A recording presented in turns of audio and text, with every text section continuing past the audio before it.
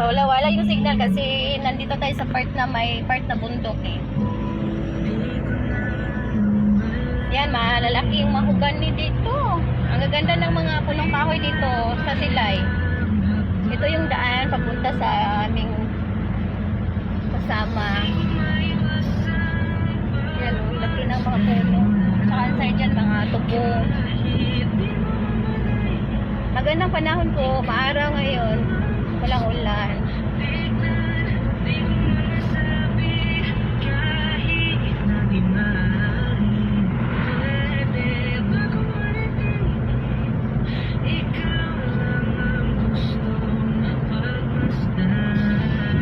Nakita nyo mga sisilap dyan sa dulo, may bundok.